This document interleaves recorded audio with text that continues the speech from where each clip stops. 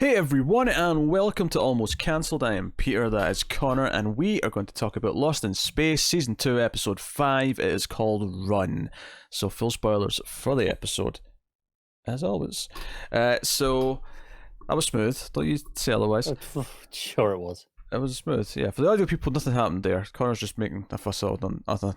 Anyway, so, so this episode, we had the cliffhanger last time of John going down the well, the metal-eating bacteria, did that to him, and they're dealing with it. There's like one quick scene of Dawn in this. There was almost no Dawn. There's one scene of him like analysing the stuff with the other person, the other mechanic person, and then that's it. That's all you're done. Which isn't a complaint. It's not important right now.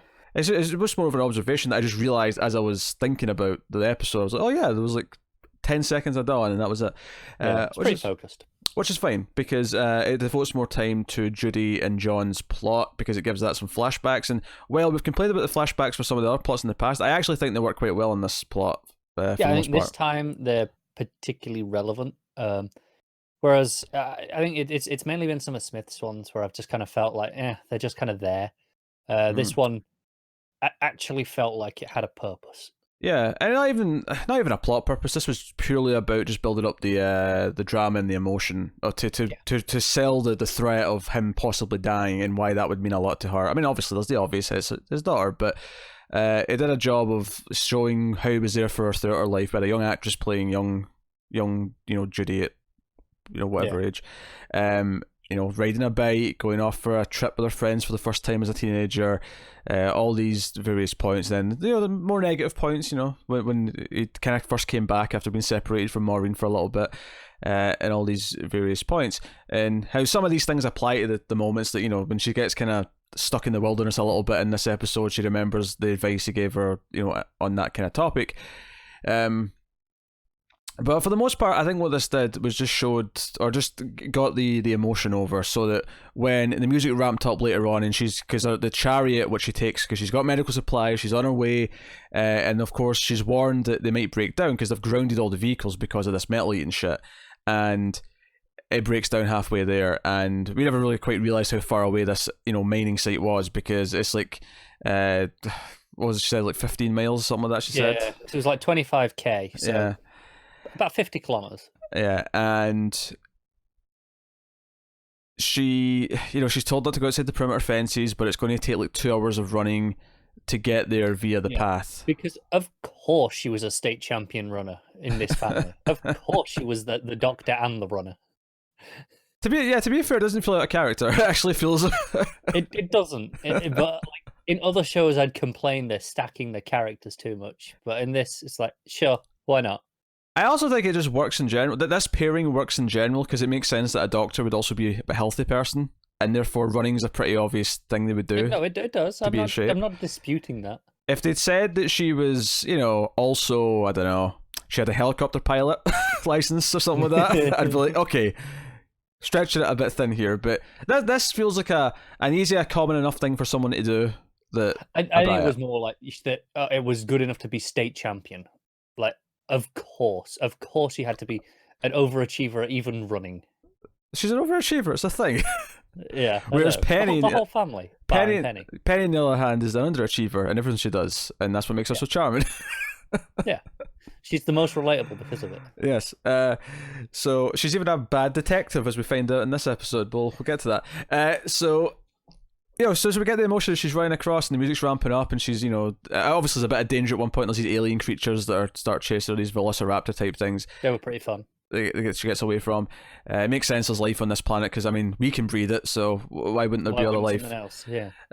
But she's, running across, there's these sort of platforms. I actually thought the robot might show up and save her at one point. I did too. Yeah, I thought that'd be a fun pairing, that maybe the robot still kind of recognises, goes, oh yeah, I'll hang out with you and help you. Yeah. You're one of the Robinsons. But yeah, so she gets there. It does a good job. Like, see when the final run comes in, when she's like just getting to the camp and like he's not responding anymore, because she's been talking to him over comms and like saying, hey, what's your blood pressure? Don't move, blah, blah, blah, blah. Like as she gets to the final little hurdle, little stretch, he doesn't respond anymore, and the music's ramping up and she's getting there, and it's the emotion plays quite well, I think, because of how much time it's devoted this episode to really building up their relationship. And I think it did a neat thing by introducing the birth father's name. Like, I mean, maybe I heard it in season 1, but at least for this season's sake, on the plaque from an episode or two ago, I think, and then starting the episode, the first flashback has her as a kid talking about her birth father, and then switching over to John as the second father. It was a nice little touch too. It was. And honestly, I think that if you really wanted to cut this down, is the only flashback you actually need in this episode. I think that one kind of does everything it needs to for all the rest of them. The only other one that I would maybe have, if I was, be forced to choose, would be the one about the wilderness survival tips, because that is relevant to that particular moment. I think why they work so well though, there's a moment where she's running towards the camp where they play like there's like clips from all of them in reverse going back to the youngest one. Yeah. I think that worked really well, and I feel like that's why you have all of them. That's why you devote the time for it. That's fair. That was a pretty good moment. Is to do moments like that, and of course there's a little tease that he maybe didn't survive, but we know he did because he's John, so he's fine.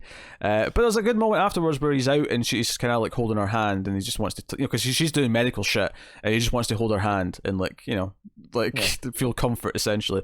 And it's worth mentioning the lead doctor out at the site was kind of impressed at her diagnosis of the first victim. I say victims maybe not the right word, but the first casualty. So, I mean, hell, this stuff could be sentient. Maybe they are victims. I mean, it's possible. It's unlikely, but not impossible. Yeah, so no, I agree it's unlikely, but I'm just, saying it. So, and I did, because there's a whole reveal at the end with Penny and that this stuff's on the ship and it starts eating through the Resolute. Yeah, and it's there already. I kind of like that. I liked it, but I kind of suspected it because they brought the first victim. Correct me if I'm wrong, but the victim from, no, that was the guy that Smith thingied. I was misremembering that at the end of the episode. Never mind.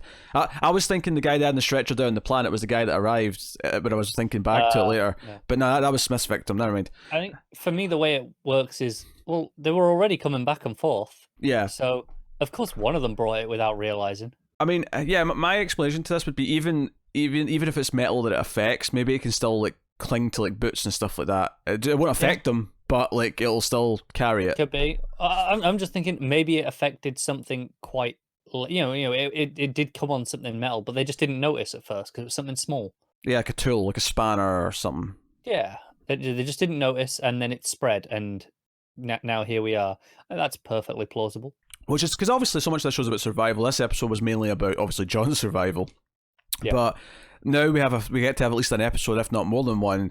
How can we contain this? Can we stop it spreading? Is there any way to do that? That'll be the crisis next episode, presumably. Oh yeah. So no, that was good. And it did work quite well actually to not have the rest of the family find out about John. I mean, you could argue that's a little bit convoluted, that there was a reason why they couldn't just tell them over the comms, but it did kind of work to keep the episode focused, but let them do their own thing without it being weird. I think also just the fact that there was nothing they could do, so I don't think telling them had any benefit. Yeah, that's true. So to me, it never really stuck out as a problem. In fact, one bit of writing I really liked in this whole Judy John plot is when she gives him the speech about not giving up, and she sort of like says all the things that'll happen, because he's basically saying goodbye. He's accepting that he's dying, and he's like, okay, Judy, I love you and I'm proud of who you are, and you don't need me anymore. And she's like, no, you don't get to do this, old man. Look, like Will's heart will be broken, all that optimism will be gone. I'll hate you.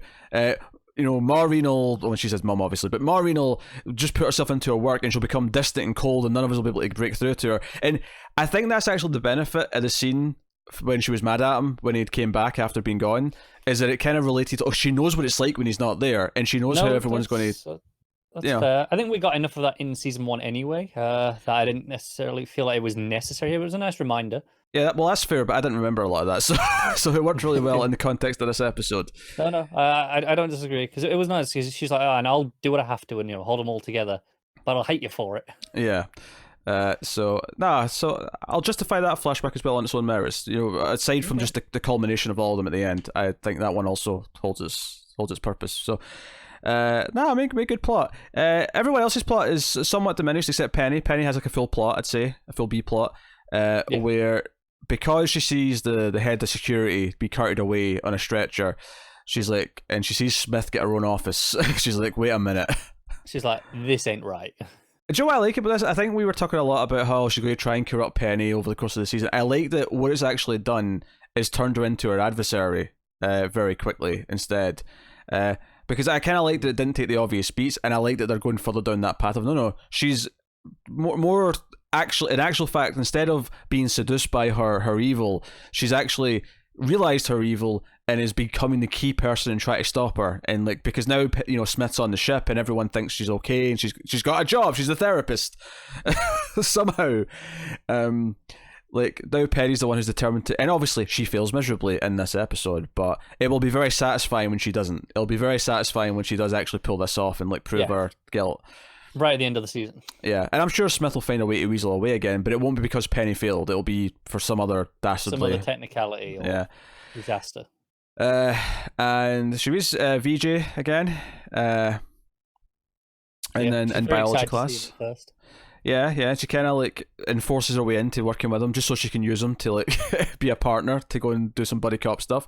She goes to the trash compactor, and it is very much the Star Wars trash compactor. To be fair, I think most trash compactors work under the assumption you're crushing it from both sides, so it's not exactly a unique thing to Star Wars. But I mean, to be fair, we have one at work that only crushes from one end. Okay, sure, but that's just like having a single and dual fan, cooling system. Like, it's it's a common, one or two. Yeah, pretty much. Yeah, but it's hard not to think of Star Wars when they're in there, and maybe one of them might get crushed. I did actually, because I mean, it's probably the weakest scene in the sense that a lot of it's about the kissing bollocks and the actual drama romance. But yeah. I will say I actually kind of liked the moment where it looked like he was actually just leaving her to die. And she's like, "Are you serious, VJ? Don't leave me." And I knew it was going to be like the red herring, like he was just leaving to turn it off. Turn it off. Yeah. Which is actually kind of funny. It's almost poking fun at Star Wars. Like, yeah, if one of them could just like get to the control pad, it's fine. Just turn it off. To be fair to Star Wars, in that scenario, they had dived down the chute. There wasn't a ladder they could climb up and get out. No, I know, but it's kind of there is literally just an off switch somewhere. It's not like what's happening is not even malicious. It's just happenstance. That it's being used. It's doing what it's supposed to do. Exactly. Yeah. But yeah, so they're looking for this blue bag, and then the little twist at the end of this plot line is that Smith actually anticipated this, and the ripped up note that Penny was piecing together just said "Curiosity killed the cat," and it's like, oh, you conniving wench! Like it's a good little twist because it makes sense, and it's exactly the sort of thing she would do. Yeah, I was assuming it was just going to be nothing the whole time. Yeah, this is funnier. I didn't quite get it. This is funnier. I was like, there's no way this is actually something that she's got on her the entire time. And then when she's opening it and it's just bananas, I'm like, okay, this is pretty funny already. But then, the note does make it a lot funnier. Yeah, It was nice. And I like that Smith even threatens to try and like get her certified. Like she's like, "Hey, I'll have to report on your mental health if you start making baseless accusations." Like, I was like, "Oh, that's an interesting tactic." And don't get me wrong, her family's going to back her up when they see Smith's in this position. But right now, she's alone. Everyone's left. We'll get to the Maureen and Will stuff, but everyone in her family's gone right now. So she is kind of fighting Smith on her own, and I think that's actually kind of interesting. That not only is she an adversary, she has been left completely independent to do it. And she's roped in a friend, but in terms of her family, her support system, who know that Smith's full of shit and can actually back her up, they're all gone. And it gives her this real true test for presumably at least a few episodes before they're all reunited. So, stuff. Yeah, because I mean, she's going to be the only one dealing with this corroding. Yeah, I would maybe guess that she'll get in touch with people on the planets, specifically Dawn and maybe Judy and John, and like they'll collaborate. Okay, so they'll be when I say she'll be on her own, I mean she'll be the only one physically there. Yes, because they're not going to be able to come back while this is like this. And I suspect as well that much like this episode with Judy and John, I feel like Maureen, Will, and Adler will probably not be aware of what's going on next episode. They'll probably just be on their own little hunt for the the robot. Probably. And that's basically their stuff. Is just that they're leaving to go and do this, and there's a little bit of a conversation on the way down with Adler about him having kids and how his wife and kids are actually already on Alpha Centauri. And he's actually his job to go back and forth with the Resolute. So he does see them. It's not like he's left them. He's not divorced or anything like that. His job is just to go back and forth from Earth to Alpha Centauri. So he's got this 3-month turnaround period that he has. Obviously, that's been thrown into whack with the being slingshot around the galaxy. But it went a bit badly this time. Yeah. So we find that out. There's a little tease that, you know, if he doesn't suspect something, that the idea that Will's test being, you know, phony might come up. Maureen looks a little bit worried. Yeah. I don't know if he does suspect something or if he's just making an offhand comment because he knows that, you know, he just says, well, I know there was some problems beforehand, but he obviously pulled through. So it doesn't feel malicious, but it could be at the same time. But he's got a secret case under his seat. He's sneaking something down there that he's not telling Maureen about. So absolutely. So we'll see what that is.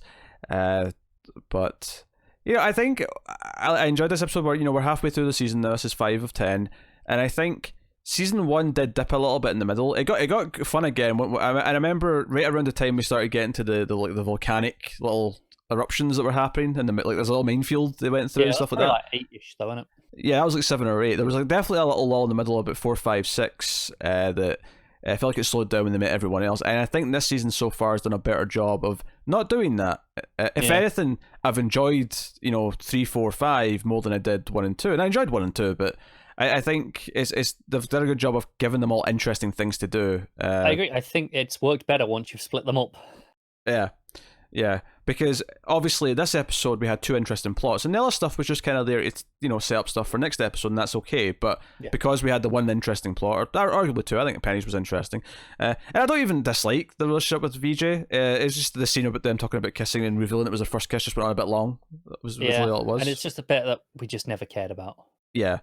But I mean, hey, maybe them working together as detectives, amateur detectives, will sort of make that bond work, and maybe, they can Steve and Dustin it, as it were. Sure.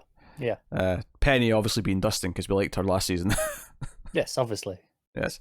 Although let's be honest, VJ is never going to be as cool as Steve. Probably not. But you never know. Maybe even a fraction of Steve. If we can get like an 1/8 as good, then it's at least something. Yeah, it's something. But hey, so that's the episode. You know what I noticed watching this episode? Yeah, go on. And we're talking about comparisons to the first season. They've completely abandoned the opening credits thing this year. No, we've had it twice. The full thing. The full thing twice, because one of the episodes we did last week definitely had it. It was either 3 or 4. I don't know which one it was. I noticed this one just had a title card.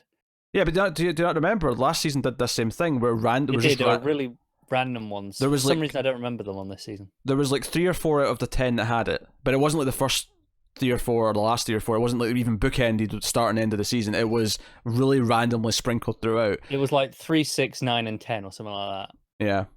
Yeah. So far, so we've noticed them then. Yeah, we've had 2 or 5 at least, maybe even 3 or 5, but we definitely had this a second time. Okay. But hey, that is episode 5 of Lost in Space Season 2. We'll be back with episode 6 as soon as we can. We finished The Expanse this week, so it should actually be a little bit quicker than it was before. So look forward to that. Let us know what you thought of episode 5 in the comments. Like and subscribe, all the usual stuff. Ding the bell on YouTube for notifications. Make sure you rate the podcast on Apple Podcasts if you listen to the audio version. It helps us out a lot, and more people will find us that way. You can support us as well, of course, financially over at patreon.com/MailFuzzTV, and you can do that for as little as $1 per month and keep all the content coming, all the TV reviews, all the movie reviews, the comics podcast, everything we do. So go and have a look-see. But otherwise, that's us. So thank you once again for watching or listening. We always appreciate it. Keep watching TV, guys. Have you got any vanilla?